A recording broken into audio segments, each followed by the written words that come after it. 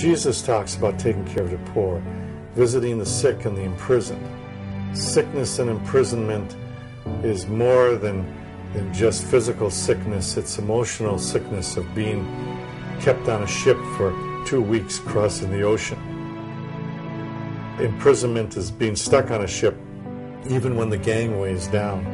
They've got 2 or 3 months where they can't even contact their family. They can look over the side of the ship and see the shore, but they can't even go to the nearest payphone. Here are people who are so important to us, who are forgotten by everyone.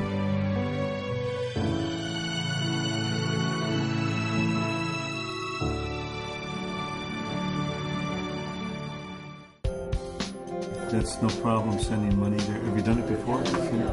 I'm Jim Lindgren, chaplain of the SeaFarers Ministry of the Golden Gate. I've been in this position for almost 10 years, and I've been serving SeaFarers as a chaplain for over 25 years now. SeaFarers Ministry of the Golden Gate started in 1946 as the Scandinavian Seamen's Mission. In 1995, we changed our focus to all seafarers. The Port of Oakland is the 4th largest container terminal in the United States. So it is really a major artery. The Bay Area itself has about 4,000 ships coming into it. 1,700 of those ships are right in the Port of Oakland. 1,700 ships is probably around 35 to 40,000 seafarers coming in here annually. They're in here for only 8 hours or a day, so it's important for us to be right here. The SeaFarers ministry, I believe, is a natural outgrowth of the ministry of Jesus Christ. Jesus, in his ministry, went to people who he was not expected to go to. The first people he went to were actually the seafarers. He stopped by the sea and he asked 2 of them to be his disciples and to go with him on the journey. And Jesus went to so many people during his ministry who were unexpected. The mission of the SeaFarers ministry is really to provide hospitality to the strangers who visit us. In the Bible, it talks about being kind to the strangers because angels come to visit you when you're unaware of it. And I think we view this as an opportunity to reach out to our fellow human beings and to offer them a hand of fellowship and support when they're visiting in countries where they may not know anybody and where they may not have resources available to them. So today you're not going to don't have time to even call your family? The main service that we offer to the seafarers is our chaplain. Our chaplain is available to go on the ships, to greet them, to welcome them into the port. He's very friendly, he gets acquainted with them. He brings the good news with him when he comes onto the ships. And he is there to listen if they've had difficult times. He's there to talk about just about anything, spiritual issues as well as just family concerns. Then I get on and I find out the seafarers can't get off in many cases because they don't have a U.S. visa. I don't have the visa. Sometimes it's a problem because it's necessary sometimes to buy some things, some I don't know, toothpaste, for example. Every time you have to stay here on the ship during the cargo operation. It's difficult sometimes.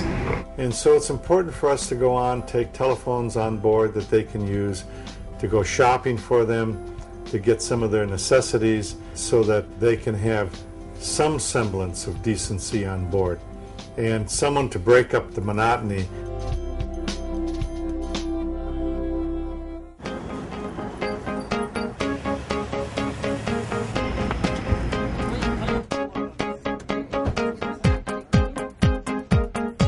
The chaplains and the volunteers also remind the seafarers that they're welcome to come back to the center, and they let them know that we have the internet here, we have phone cards, we have telephones, we have all kinds of opportunities for them to have fellowship. They can play pool, ping pong, they can take a walk by the waterfront. The seafarers are normally very excited to come to the center because we have the internet, and they bring their webcams so they are able to connect with their homes and see what's going on at home, and their home's able to see them. The Senior Center in Oakland really welcome us. Even though our ship does not yet arrive, they're already there at the facility of the port and waiting for the ship to totally dock, and so they will be able to get on board and invite us to come over here. They love to look at the pictures on the wall, and often they spot someone that they've known, that they've worked with on another ship. Do you want to put a pin in where your country is up on the map there? Okay, right here. Okay, everybody ready? Ready. We're ready to go. Ready to go. Today I'm taking a group of seafarers shopping. Mostly I think the guys just like to get ashore and pick up the essentials, maybe toothpaste or music, videos, that sort of thing. So we'll take them shopping and pick them up and bring them back when they're done.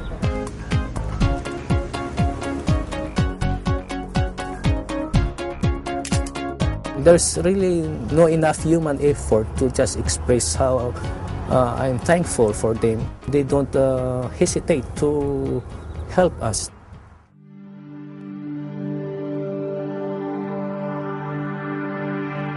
Our costs have gone way up.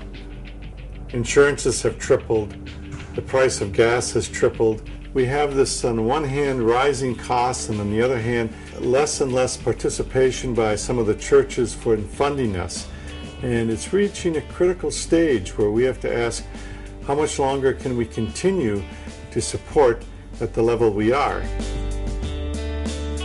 When the world comes to our doorstep, I feel it's a natural chance to reach out. Jesus said, "You're valuable to me, you're valuable to God." And I think that that's the message that we try to carry out in our ministry. We could pull together a van trip. One of the really valuable things that we can offer to the seafarers is that hospitality. We can offer that we are here to listen to them, to be there with them, and to support them through whatever situation they're going through. The most important theme in all of the Bible, Old and New Testament, is caring for those who fall below the safety net. It's the poor, it's the forgotten, it's the stranger that needs the protection. When we reach out to the seafarers, we are in effect reaching out to those that Jesus would reach out to. That's what the Bible is all about. And if we're just taking care of ourselves, we've missed the point. It's about caring for people beyond ourselves.